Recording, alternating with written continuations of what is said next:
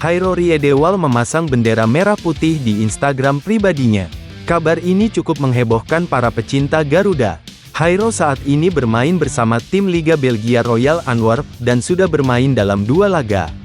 Merujuk pada aturan FIFA, pemain berdarah Manado ini masih berpeluang untuk membela timnas Indonesia. Jairo sendiri sempat bermain untuk timnas Belanda dalam ajang kualifikasi Piala Eropa. Pemain berusia 27 tahun ini juga membela Belanda saat berumur 18 tahun. Anggota Exco PSSI, Arya Sinulinga, sudah memberikan sinyal adanya pemain keturunan baru yang sedang diproses. Berkas pemain tersebut sudah masuk dan disiapkan dengan baik oleh PSSI. Namun, dia tidak memberikan bocoran pemain yang dimaksud. Apakah ada dalam proses ini? Ada. Tapi seperti biasa kami tidak akan beritahu. Proses dokumen sudah kita siapkan, kata Arya Sinulinga.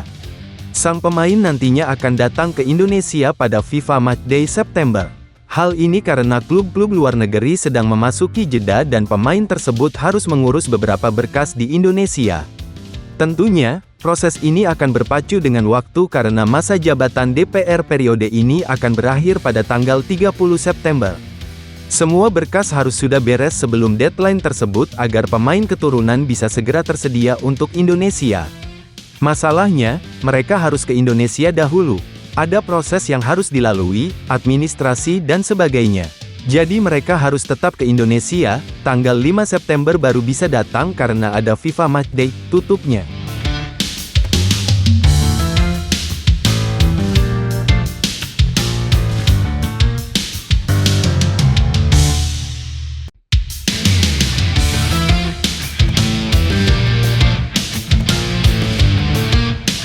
Pencarian talenta baru untuk memperkuat timnas Indonesia terus dilakukan oleh PSSI, terutama menjelang kualifikasi Piala Dunia 2026. Salah satu nama yang kini menjadi sorotan adalah Mauro Zelstra, penyerang keturunan Indonesia yang bermain di klub Belanda, FC Volendam U21. Pemain kelahiran Zaandam, Belanda, pada tanggal 9 November tahun 2004 ini memiliki darah Indonesia dari nenek pihak ayahnya yang berasal dari Bandung. Tinggi badan Zelstra mencapai 188 cm menjadi salah satu keunggulan fisiknya, membuatnya menjadi ancaman serius di kotak penalti lawan. Zelstra memulai karir sepak bolanya di Akademi AZ Alkmaar, salah satu akademi sepak bola terbaik di Belanda, dan sekarang gabung di Volendam. PSSI yang gencar mencari pemain-pemain berkualitas untuk memperkuat timnas Indonesia tentu tidak melewatkan kesempatan untuk memantau perkembangan Zelstra. Kabarnya, PSSI sudah memasukkan nama Zelstra dalam daftar pemain potensial. Meskipun hingga kini belum ada permintaan resmi, pemain muda ini sudah menyatakan kesediaannya untuk membela skuad Garuda. Bahkan, dia telah mengirim berkas yang diperlukan kepada federasi, menunjukkan keseriusannya untuk menjadi bagian dari timnas Indonesia. Mauro Zelstra adalah tipe penyerang murni dengan insting mencetak gol yang sangat tajam. Konon, performanya di level junior bahkan lebih baik dibandingkan dengan Rafael Struijk. Berbicara tentang latar belakangnya, ia tumbuh besar di lingkungan yang sangat mendukung pengembangan bakat sepak bolanya, mulai dari Akademi AZ Alkmaar, Amsterdam FC, hingga NEC Nijmegen. Sebagai seorang penyerang, Zelstra memiliki keunggulan dalam hal positioning, ketenangan di depan gawang, serta kemampuan duel udara yang sangat baik. Dengan tubuh tinggi dan postur yang kokoh, Zelstra kerap memenangkan duel dengan bek lawan, baik di darat maupun di udara. Selain itu, Zelstra dikenal sebagai pemain yang rajin bekerja keras, baik dalam menyerang maupun bertahan.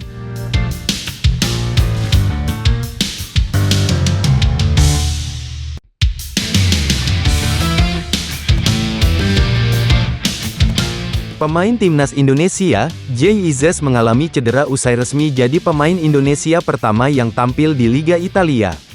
Jay Izzes resmi mencatatkan debutnya bersejarah pada pekan kedua Liga Italia 2024-2025 pada laga Fiorentina vs Venezia, Minggu, tanggal 25 Agustus tahun 2024. Pertandingan pun berakhir dengan skor 0-0. Setelah absen di pekan pertama karena akumulasi kartu, Jay Izzes dipercaya pelatih Venezia, Eusebio Di Francesco untuk main sejak awal di laga tersebut. Jay Izzes resmi menjadi pemain asal Indonesia pertama yang unjuk gigi di kasta tertinggi Liga Italia yang membuat masyarakat tanah air bangga. Akan tetapi, Jay Izzes tidak main hingga akhir pertandingan karena pada menit ke-68 harus digantikan oleh bek Austria, Michael Svoboda.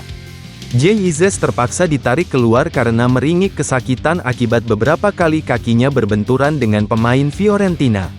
Termasuk saat ia hendak melakukan syuting ke gawang lawan di dalam kotak penalti. Sampai saat ini belum diketahui apakah cedera yang dialami Jay Izzes itu parah atau tidak. Diharapkan pemain berusia 24 tahun ini tidak mengalami cedera serius. Sebab, Jay Izzes sangat dibutuhkan jasanya oleh Venezia dan utamanya timnas Indonesia asuhan Sintayong yang akan mentas di kualifikasi Piala Dunia 2026 zona Asia.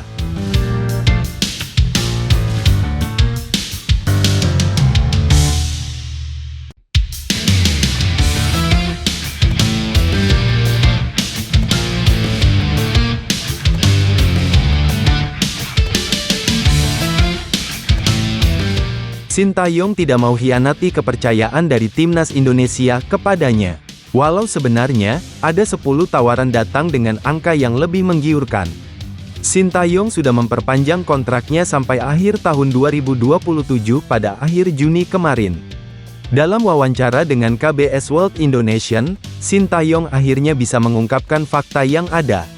Kalau dirinya, sebelum perpanjangan kontrak dengan PSSI, sempat disodori 10 tawaran berbeda.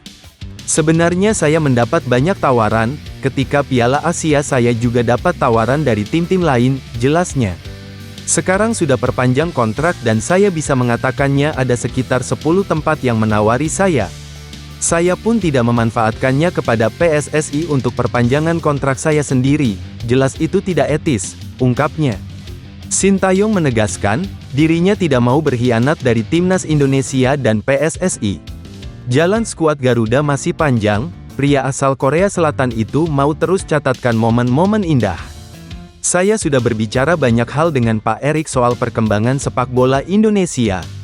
Dalam hal ini, saya tidak mau mengkhianati mereka. Saya tidak boleh mengkhianati kepercayaan yang sudah dibangun dan itu adalah filosofi hidup saya, katanya. Selama 4 tahun 6 bulan, 2 tahun pertama sangat melelahkan. Tetapi, saya sekarang mulai melihat hasil kerja kerasnya. Kalau meninggalkan ini semua, sepertinya terlalu sayang dan bisa saja menyesal, tambahnya.